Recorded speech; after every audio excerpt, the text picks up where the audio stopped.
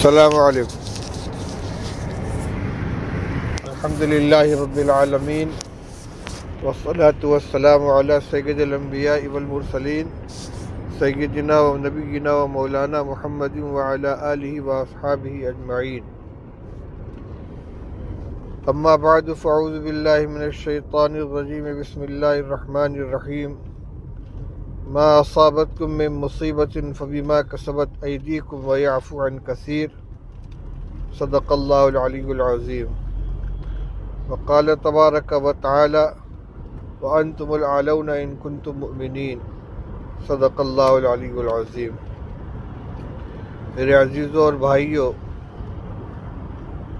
اس وقت ہمارے دل و دماغ پر کل شہر بنارس کے اندر جو حادثہ پیش آیا ہے وہ اس طرح مسلط ہے کہ کوئی دوسری بات سوچنے کا موقع ہی نہیں ہے۔ آپ حضرات بھی باخبر ہوں گے کہ کل عدالت نے گیان وافی مسجد کے تہخانے میں پوجا کی اجازت دیتے ہوئے مقامی انتظامیہ کو 1 ہفتے میں عمل درآمد کرنے کی ہدایت دی تھی، لیکن انتظامیہ نے اس قدر عجلت سے کام لیا کہ کل رات ہی ساری رکاوٹیں ہٹا کر گاٹر کاٹ کر تہخانے میں مورتی رکھ دی گئی اور وہاں پوجا پاٹ شروع ہو گئی، جس کی وجہ سے مسلمانان بنارس کے اوپر خاص طور سے اور پورے ملک کے مسلمانوں کے اوپر غم و اندوہ کا بادل چھا گیا اور انتہائی دل شکستگی کی کیفیت پیدا ہو گئی ہے۔ خبر ہے کہ اس کے خلاف سپریم کورٹ کے اندر کیس دائر کیا جا رہا ہے، لیکن عدالتوں کا جو رخ ہے اس کی بنا پر کچھ کہا نہیں جا سکتا کہ فیصلہ کیا ہوگا۔ ایسے موقع پر بنارس میں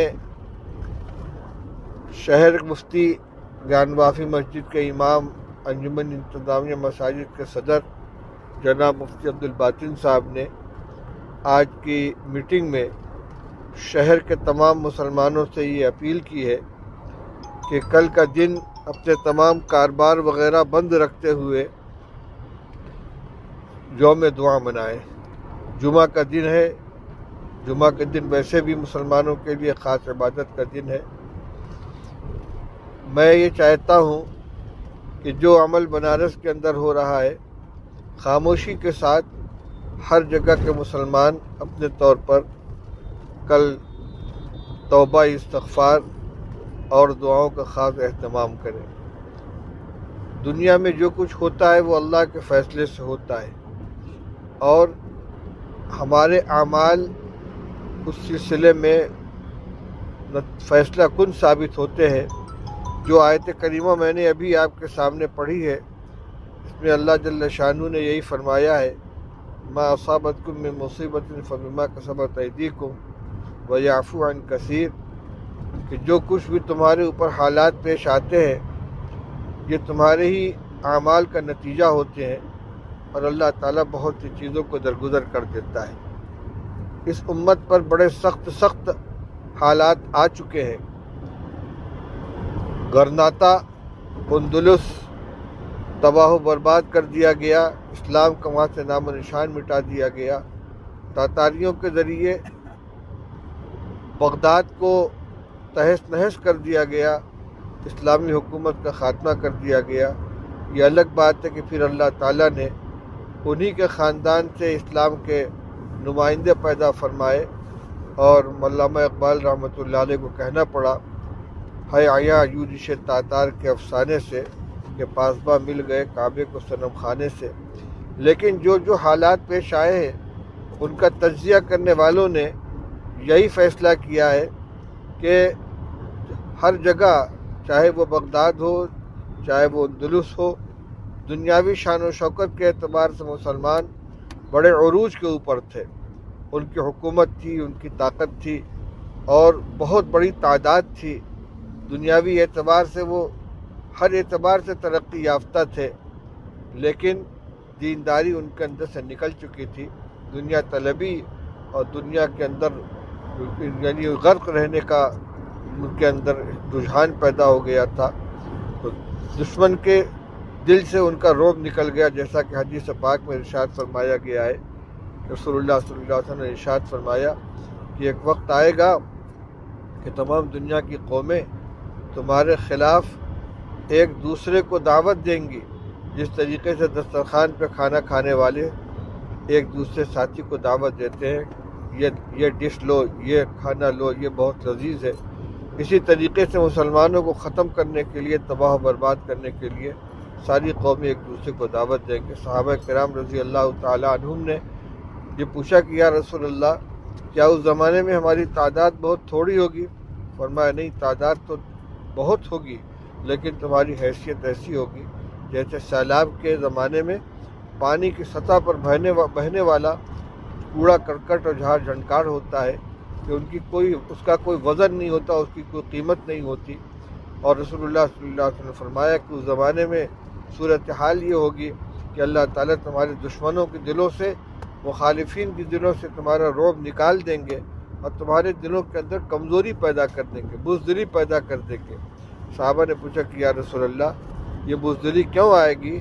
تو آپ نے ارشاد فرمایا کہ دنیا کی محبت اور موت کا خوف، موت کی کراہیت، یہ دو اسباب ہوں گے۔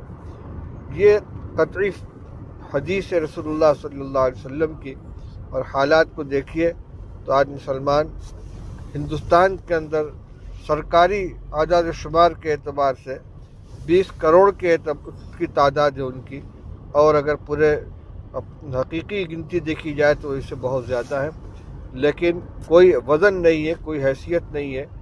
فرقہ پرست اور اسلام دشمن عناصر جو چاہتے ہیں وہ منٹوں کے اندر کر گزرتے ہیں اور ان کے خلاف کوئی کارروائی نہیں ہوتی۔ اب ایک ہی راستہ ہے کہ مسلمان اپنی زندگی کے اندر تبدیلی لے آئیں، جو کوتاہیاں ان کا ازالہ کریں، معاصی سے توبہ کریں، نمازوں کا اہتمام کریں، اللہ سے اپنے تعلق کو جوڑیں۔ صحابہ کرام رضی اللہ تعالیٰ عنہم کو اللہ تعالیٰ نے جو برتری عطا فرمائی تھی وہ ان کے ایمان اور عمل صالح کی بنا پر تھی، اور اسی زمانے کا یہ اعلان ہے کہ انتم الاعلون ان کنتم مؤمنین، تم ہی سربلند رہو گے اگر واقعی تم ایمان والے ہو۔ ایمان حقیقی معنی میں اگر ہمارے اندر آ جائے تو تعداد کچھ بھی ہو، مسلمانوں کو اللہ تعالیٰ سربلندی عطا فرمائیں گے۔ اس لیے جس کا جتنا دائرۂ اثر ہے، اپنے دائرۂ اثر کے اندر مسلمانوں میں دینی بیداری پیدا کر کے لغویات، خرافات و گناہوں سے بچ کر طاعت و بندگی والی زندگی گزارنے کی تلقین کریں، اور گناہوں سے اپنے بچائیں، توبہ و استغفار کا اہتمام کریں۔ خاص طور سے کل کا دن جو جمعہ کا دن آنے والا ہے، اور آگے جو پروگرام ہیں ان کی کامیابی کے لیے، اور اس مسجد کے اندر جو بت رکھ دیا گیا اور مورتی رکھ دی گئی، پوجا شروع ہو گئی، اس کے پاک ہو جانے کے لیے خاص طور سے اہتمام سے دعائیں کریں۔ کوئی احتجاج، سڑکوں پہ نکلنا، نعرے لگانا، کالی پٹی باندھنا، یہ تو صرف ظاہری اسباب ہیں اور ان سے اب تک کچھ ہوا نہیں ہے۔ اس لیے جو حقیقی قوت ہے وہ ہمارے ایمان اور عمل کی قوت ہے، اس پر ہر ایک کو آنا چاہیے، اپنے گھروں میں، اپنے محلے میں، اپنے پڑوس میں، اپنی مسجد میں، اپنے اہل تعلق میں، سب میں اس کی بات کو چلائیں۔ کل خاص طور سے دعاؤں کا اہتمام کریں، مسجد میں پہلے آ جائیں، سارے لوگ بیٹھ کر سننے سے فارغ ہو کر دیر تک کلمہ طیبہ، استغفار، آیت کریمہ لا الہ الا انت سبحانک انی کنت من الظالمین کا ورد کرتے رہیں، اور اس کے بعد نماز جمعہ کے بعد اجتماعی طور سے اہتمام کے ساتھ دعا کریں۔ آج کا میرا یہی پیغام ہے۔ اللہ تعالی ہم سب کو عمل کرنے کی توفیق عطا فرمائے۔ وآخر دعوانا الحمدللہ رب العالمین۔ اللہم صلی علی سیدنا مولانا محمد وآلہ وصحبہ وبارک وسلم۔ اللہم وفقنا لما تحب وترضى من القول والفعل والعمل والنیت والہدى۔ یا اللہ، اللہم آت نفسی تقواها وزکیها انت خیر من زکاها انت ولیها ومولاها۔ اللہم ان قلوبنا ونواصینا وجوارحنا بیدک لم تملکنا منها شیئا فاذا فعلت ذلك بنا فكن انت ولینا واہدنا الی سواء السبیل۔ یا اللہ ہمارے حالات کو درست فرما دے، یا اللہ پریشانیوں کو ختم فرما دے، مسلمانوں کو عزت و سربلندی عطا فرما۔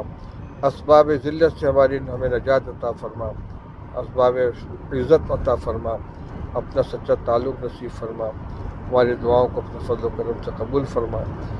گیان بافی مسجد کے اندر جو حالات چل رہے ہیں اللہ اس میں اپنی مدد شامل حال فرما۔ ہم کمزور ہیں، گناہ گار ہیں، تیرے گھر کی بھی حرمتی ہو رہی ہے، اے اللہ اپنے کرم کا معاملہ فرما دے اور ہمارے حال پر رحم کا معاملہ فرما دے۔ صلی اللہ تعالی علی خیر خلق محمد و آلہ و صحبہ اجمعین برحمتک یا ارحم الراحمین۔ السلام علیکم ورحمۃ اللہ۔